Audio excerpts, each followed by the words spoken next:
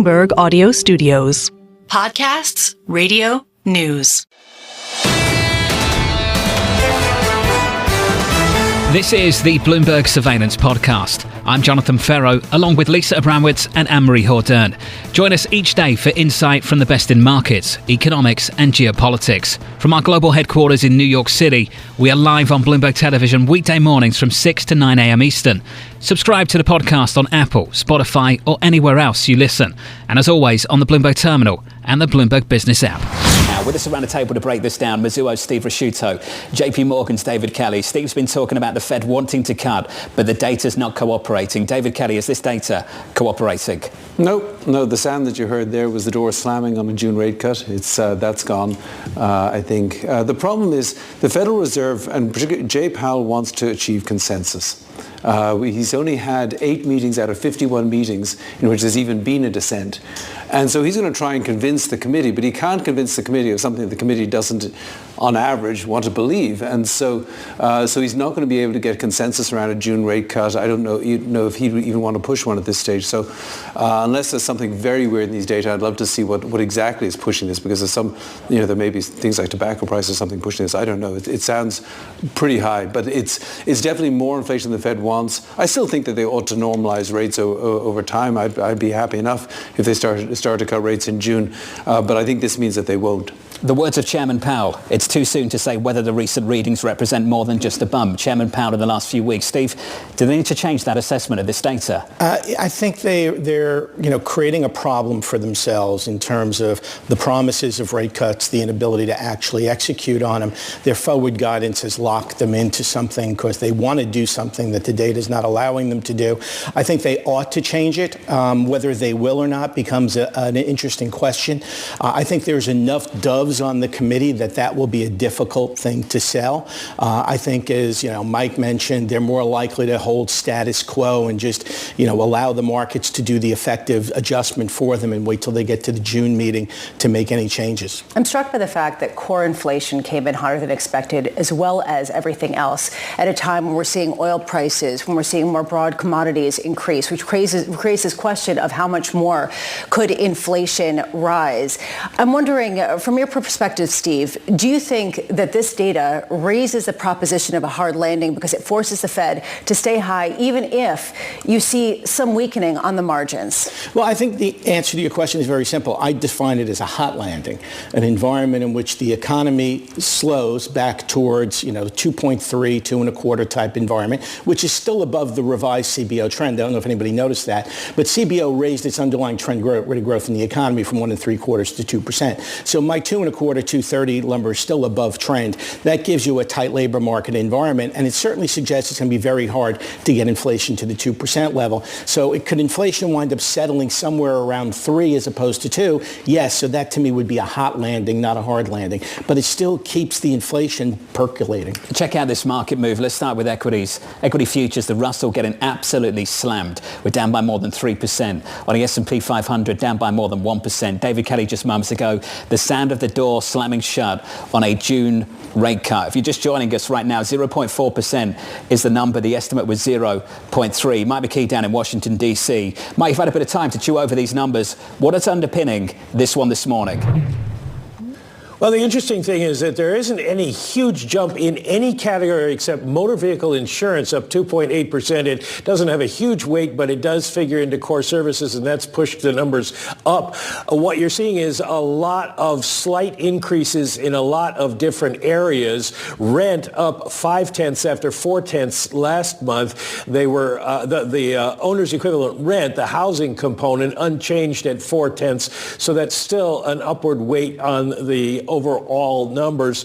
And we're seeing the same sorts of things throughout this. 0.7 gain for apparel. Things that go over 1%, very little. But a lot of things moved up 0.1 or 0.2 during the month. And that seems to be what's pushing this higher. And that would make the Fed concerned because it suggests a broader base for inflation than just a few outliers like we've seen in the past. Mike, thank you so much. And I'm looking right now at Supercore, someone noting that it's at 4.8%, not exactly what this Federal Reserve wants to see. David Kelly, I know that you've been really big on the disinflation, the immaculate disinflation, this idea that we were going to get a landing and that it was just sort of this natural base effects that would take hold. Do you question some of that now? Well, actually, what Mike was just saying makes me feel a little bit better about the situation. That 2.8% in auto insurance, that's probably not a real number. I mean, last month they were saying that auto insurance rates were up 20.6% year over year. Now, I know they're up. I don't believe that negotiated auto insurance rates on a month-to-month basis are actually going up that much at this stage. I also don't believe that a year from now we'll be seeing also 20.6% on auto insurance. We must have gone up some more. And then also if rents are up, then the owner's equivalent rent is up also. So that it sounds like it's still the same problem of, about over 80% of the year-over-year inflation that we're seeing is coming from auto insurance and the government's measure of shelter costs. And both of those are very smooth, badly measured things which should come down over time. I will admit that inflation is coming. This is too much for the Fed, and they won't want to look into more details to find a reason to cut here. In the long run, inflation's coming down. Steve, your response? A lot of these components aren't even seasonally adjusted at the micro level and the macro level. They're aggregated, so we can get proper seasonal adjustment behind it. There's lots of components in the CPI. The fact that some components go one way, some components go the other way. That's why we have an index. So I don't really look into the details. I look at the major aggregates and the components, and what they're telling me is inflation's not doing what they wanted on average, and this is a problem for them. They've laid out a scenario, and they actually lowered the bar at the March meeting to cutting rates. And the reality is the economy isn't even meeting that lower bar for them. So this becomes an ongoing quandary for them because they've created a financial market environment that's much too accommodative for what their macro scenario is and what their desire to cut rates are. And therefore, they've created a problem for themselves because their forward guidance is keeping the labor market tighter than it would normally have been if they didn't have this degree of forward guidance. The dots are a bad concept. They shouldn't be there. They lead the market in a direction that they should not go. This has been a mistake since it was created by Janet Yellen. Nobody at the Fed has backed away from it. The reality is I hope when they sit down and review it next year, they realize this is a dumb thing and they walk away from it. David, do you agree? Do the dots just create this, problems within the financial markets? No, I don't really have I don't have a problem with their transparency. I do have a problem with overly active monetary policy. I think that we assume, Steve, you were talking about how their monetary policy has kept their forward guidance has kept unemployment tight. I don't think that their forward guidance and rates is having that much of an impact on actual macroeconomic GDP growth. Because if that were the case, the fact that they've raised rates so much over the last 2 years ought to have slowed GDP growth down, and it didn't. So I think the Fed has a big effect on financial markets. You can see that today. I don't think they're having a huge effect on the economy. I do think that some of the ways that the Labor Department, despite the fact that it's an index, the way they measure inflation is adding some bumps to the bumpiness here. These are manufactured bumps. It's kind of like roadworks in New York City. It's not just potholes. It's actually roadworks that's creating these bumps. So I think the Bureau of Labor Statistics themselves are responsible for some of the bumps here. I do, though, think this is a fundamentally disinflationary economy. Inflation is coming down slowly, and I just worry about an overactive monetary policy which we've had for many years, which basically distorts financial markets for no good economic purpose. And you talk about running a marathon. You have to fuel yourself before you break down. So if June is slamming the door, you think you slam the door against June, when do you think the Fed should have to step in? Well, I personally, I think I'd rather them get going slowly and sort of send the message, look, please pay no attention to this. We're not easing, we're just normalizing. I'd like them to sort of message that way. But yes, I do think that they ought to try to get to normal before they need to, because someday we're going to be sitting around this table and the Fed's going to be at a high level and suddenly the floor has fallen out for some shock or something, and so we're facing the possibility of recession. Then the Fed says, we've got lots of ammunition, we can cut rates fast. But I have never seen that one work out well. If the Fed has to cut rates a lot in an aggressive, responsive way, it always hurts the economy. So I'd rather they just gradually get back to a normal place. But obviously this morning's data doesn't help them do that. I keep watching the markets right now, and after we got this hotter than expected print across the board, yields continuing to climb, almost really pushing up toward that 5% level, 4.93%, the highs of 2024. I'm also watching the Russell 2000. And Steve, I'd love your idea of this. You say a hot landing. And this raises a question of what this landing is going to look like if you do see some of the smaller companies continuing to be pressured, given the fact that the Fed really just lost their excuse to cut in June. As we heard from David, that was the sound of the door slamming shut on a June rate cut. Yeah, again, this is the problem the Fed's created. So the reality is smaller companies get squeezed because they don't have the pricing power, but they're getting cost in the wage cost environment. And that's squeezing the profitability. And this is something I think the Fed really thinks they're attempting to do.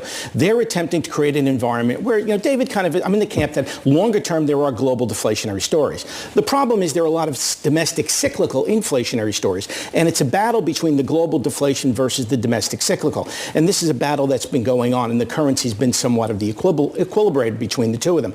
But the reality of the situation is the domestic cyclical dominates more than the global deflationary over time. And the other thing is the Fed keeps on missing the importance of fiscal policy in this equation. It's not only monetary policy that continues to stimulate the economy, it's fiscal policy that continues to stimulate the economy. And therefore, the Federal Reserve's concept of what their neutral rate is, the natural rate that they're looking for, or R start, I think is incorrect. I think R start is substantially higher.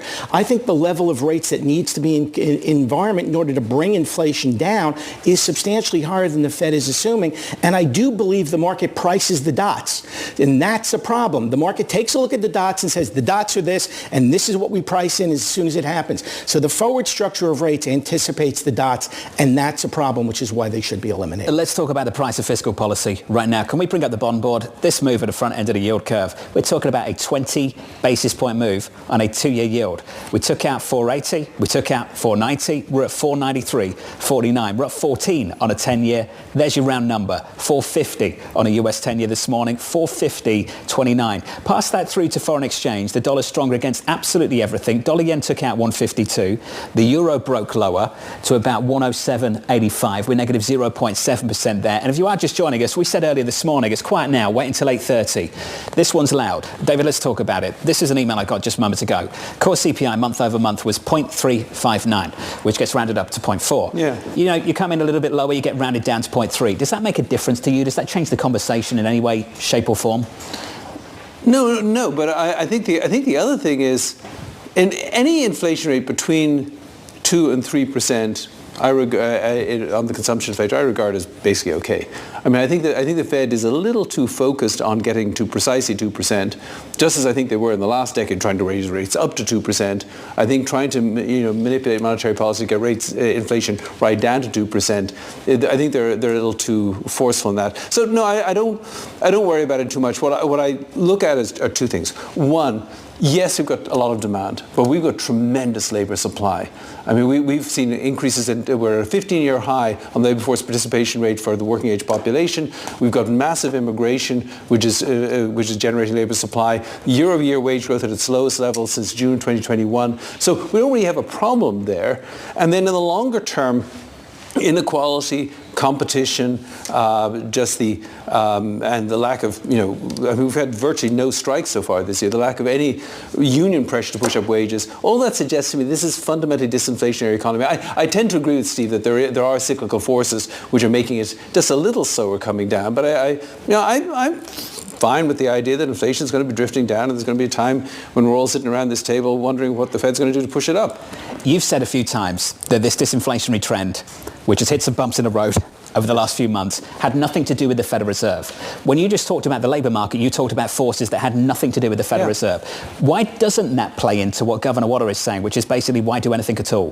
What Kashkari is saying is why cut rates this year? Why doesn't that just play into that idea? Because you're starting in the wrong place. If the Federal Reserve was at a neutral level, I think the neutral level of the federal funds rate is a lot higher than 2.6%. But if they were at, say, 4, then yeah, they should just focus on their golf game. They do not have as much impact on the economy day to day as they think. They spent a decade trying to speed the economy up, failed. Now they've been trying to slow the economy down, failed. It's clear that they are in a very rough stream with a very tiny paddle, and they are really not moving the boat at all. And so what they can do, though, with a lot of this active monetary policy is disrupt financial markets, misprice assets. Last decade, we mispriced housing terribly, and now a large chunk of younger Americans can never buy a house because home prices are just too high when you've got normal mortgage rates. We've mispriced a lot of speculative assets, meme stocks and mega cap stocks of some kinds, and cryptocurrencies. All were, these things were funded because the carrying cost of crazy was 0. So I wish the Federal Reserve would pay more attention to what they do to financial markets with their manipulation of interest rates, and not worry too much about what they're doing to the economy, because they're not that effective. We played the should game. Can we play the will game? What do you think they will do? I think they'll skip in June. I think they will set that up, and then probably at the moment, I think they'd probably set up for September and December 2 rate cuts this year. Yeah, can I just jump in there? Because I think I totally disagree with what David just said a minute ago in terms of what's driving this thing and about monetary policy returning to some natural rate or neutral rate and what that neutral rate should be. The reality is the Federal Reserve was trying to stimulate the economy when there was a debt overhang. The debt overhang was weighing heavily on the economy, and the Federal Reserve was doing what it was supposed to do, offsetting that debt overhang with very, very low subsidy levels of interest rates. COVID cleaned out that debt overhang. Now there is no debt overhang. Balance sheets are exceptionally healthy. The economy has back its animal spirits. And therefore, the Federal Reserve needs to be taming back on those animal spirits by keeping the level of short-term interest rates high enough not to allow the economy to get too excessive in its growth rate, to create a substantially higher rate of inflation that then gets embedded in the system. This is the mistake the Federal Reserve made in the 60s that created the 70s. And I think they've learned from that, and hopefully they've learned from that and realized not to succumb to the idea that there is some natural rate or some neutral rate that we have to get back to, or if monetary policy just gets back to some lower level, we're all fine. The reality is they have to fight against the animal spirits that are created from an economy that has very healthy balance sheets, low corporate debt servicing burdens, low household debt servicing burdens, and a tight labor market that's feeding the engine of the consumer economy. David? I think you're talking about Wall Street animals and not Main Street animals. I think Wall Street is Main Street. I hate to tell you, a lot of it has the same effect. The companies drive their share prices. They keep their employees. All those things matter. What happens in terms of the stock price matters what happens in terms of Main Street. No, we just disagree. I don't think that monetary policy is as effective on the economy as you think. But let's talk about where Wall Street meets Main Street, right? We're going to have a real Wall Street response to this. We already are seeing it right now. And there's going to be a 1-2 punch because we see the price action right now. And then at 1 p.m., we're going to get an auction of 10-year notes that's really going to test the appetite of a market that's looking very skittish. Steve, how vulnerable is this market to a real upset that will actually disrupt some of this easy money conditions and this sort of happy talk that we've been hearing all year? Well, the reality is these moves tend to be somewhat partially reversed out by the end of the day. I understand the 10-year auction is coming, and it will probably be a sloppy auction as a result of it. But I think the more important point to understand is what this says to the average CEO in this country is inflation is high. Why am I not raising my prices? Okay, I may be getting squeezed on my margins. I've got to get double-digit earnings. I've got a tight labor market. Inflation is up. Other people are raising their prices. Why don't I just raise my prices? And that becomes the self-fulfilling prophecy of creating the inflation environment.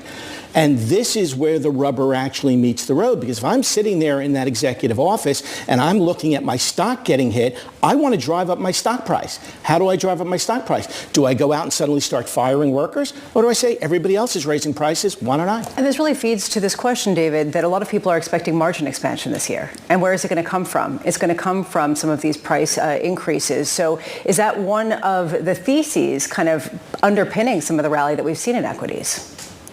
Well, I hope not, because it would lead to higher inflation if CEOs do that and they say, okay, now's the time to raise prices, or if workers say now's the time to demand a wage increase. The thing is, we wouldn't have come down from 9% to 3% or 3.4%, 3.5% of CPI. That wouldn't have occurred if businesses were actually able to do this and workers were actually able to do that. What we're seeing, if you look at the inflation, when we get the data and we look at it carefully here, we're still going to be in a situation where 80% of that inflation that we're looking at right now is simply the government's measure of shelter costs and auto insurance. You look at energy, food, goods, everything else, it's not particularly inflationary. And that has to say that we've got a competitive economy in which, yes, everybody wants to raise the prices, they're just scared to. It's a fantastic conversation, Steve. I'm afraid I've got to wrap it up. Forgive me. Steve Mizuho, David Kelly, to the both of you, thank you.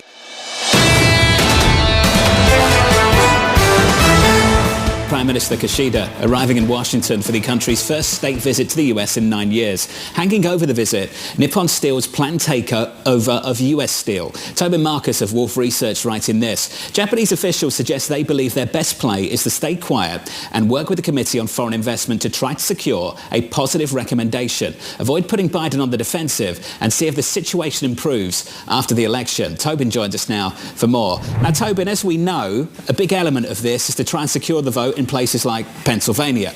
Is that working? At the moment, I would say it's not working yet. Biden's still behind in the polls across the blue wall states that he needs to win. Polling very tight in Pennsylvania and Wisconsin, a little bit more pro-Trump in Michigan, but I think all well within kind of competition distance for both candidates. So, it has not worked yet, but it is understandable, I think, that the Biden and the Biden campaign are looking at that swath of political territory with a very keen eye. Tobin, do you sense the Japanese understand, or are we at risk of isolating some of our allies? I think they get it. I mean, I think that we've seen in the response to this situation from Prime Minister Kishida and sort of officials around him in the wake of Biden coming out sort of surprisingly strongly against a deal a few weeks ago, that they understand there's no real percentage in pressing him on it at this point.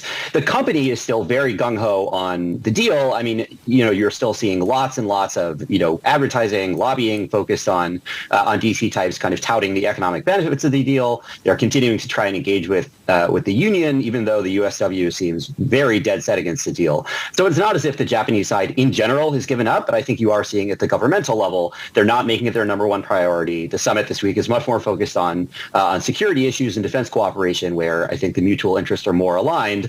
And, they will try to get a good outcome here, but know that it's not a foregone conclusion. When it comes to the CFIUS review, what the administration is looking at is whether or not there is this connection to China. Do you think that's warranted? I think this is all downstream of politics. I think if you were doing a purely neutral, staff-driven CFIUS review with no concerns about politics whatsoever, if this were a company that did not have United States in the name, that had a kind of iconic legacy to it, I don't think authentically that there would be problems. I mean, as we're seeing in the summit more broadly, Japan is probably our most important ally in the Indo-Pacific, one of our most important allies globally. I think Japanese control of U.S. companies in general is not a big security concern. Steel, a little bit of a special case, but I do mostly think that we are seeing an exercise in mitigating the kind of potential political liability of allowing this, again, quote-unquote, iconic U.S. company to be acquired by foreign entity, regardless of where that's domiciled. And when you talk to Japanese officials, they say actually uniting these two companies would be a force against China. So we're at risk in Washington to create this boy that cried wolf situation when it comes to national security concerns. Yeah, I mean, you heard Ram talking about this a moment ago in the clip that you played. Like, it's not unique to the U.S. It's not unique to this situation for there to be political considerations or even economic considerations around protecting kind of domestic champions in various different industries. So, again, it's not, I think, the ideal situation. It's not what you'd want as you're trying to deepen both economic and security cooperation with Japan. But I do think that they get it. It's not derailing the other efforts to knit a tighter relationship.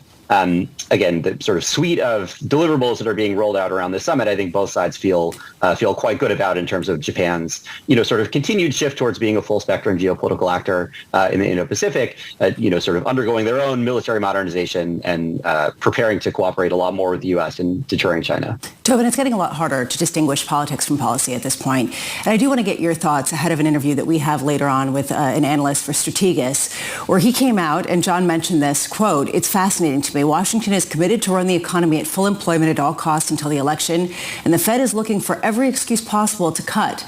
to aid this cause. Would you agree with that assessment? Is that kind of the feeling that you hear from the clients that you speak to? So I will say it's a very active debate among my clients and other folks in the DC space, the extent to which Fed decision-making this year is politicized. I don't really agree with the notion that the Fed is putting its finger on the scale for the sake of an electoral outcome. I've sort of heard that talking point a lot. I don't really think it's right. But I think Powell's very clear political incentive is to ride off into the sunset as the person who defeated this outburst of inflation. I think he cares a lot more about his legacy, about not being the next Burns, than he does about getting reappointed or the sort of inevitable political attacks that he'll face from both sides, depending on when they cut. If they cut in June or July, they'll be criticized for cutting too early and too much. If they cut in September, they'll be criticized for cutting too close to the election. If they wait until November or December, they'll be criticized for holding rates high, sort of longer than necessary in a way that hurts Trump. So he's damned if he does and damned if he doesn't, I think, in terms of the political incoming he's going to face. I think that their incentive is to try and actually navigate the genuinely challenging set of empirical questions that they're facing around the appropriate path for rates. Not that they'll do it correctly necessarily, but I do think that we are seeing their sort of authentic best effort to try and manage both sides of the dual mandate. There is this question, though, of course, of whether the Fed comes under attack in terms of its legitimacy in another administration and whether it has sort of an incentive to preserve more of a status quo. Do you believe that? I mean, this is sort of one of the theses, one of the sort of conspiracy theories underpinning this, which is the reason why we hear this so much. Right. I mean, if you gave Powell truth serum, would he prefer Biden to Trump? Probably. But I don't. He is a registered Republican. It's not as if he's sort of somebody whose track record would suggest that he's going to sort of move heaven and earth to get Biden reelected. Generally, when we look backwards at the record of what Fed policy has actually been in election years in the period since Nixon and Burns, we don't see any good evidence that there's any sort of historical pattern around election interference. You're no more likely to get cuts than hikes in election years. You see, the deviation between the Taylor rule and actual Fed fund rates in election years is, if anything, more hawkish than it is in non-election years.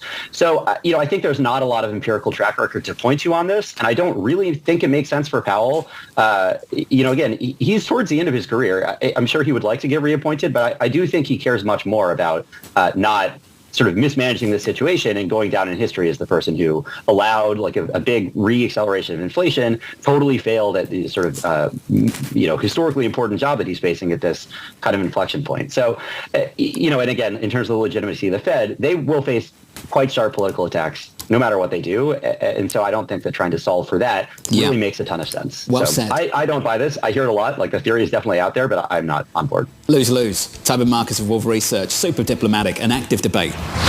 This is the Bloomberg Surveillance Podcast, bringing you the best in markets, economics and geopolitics. You can watch the show live on Bloomberg TV weekday mornings from 6 a.m. to 9 a.m. Eastern. Subscribe to the podcast on Apple, Spotify or anywhere else you listen. And as always, on the Bloomberg Terminal and the Bloomberg Business app.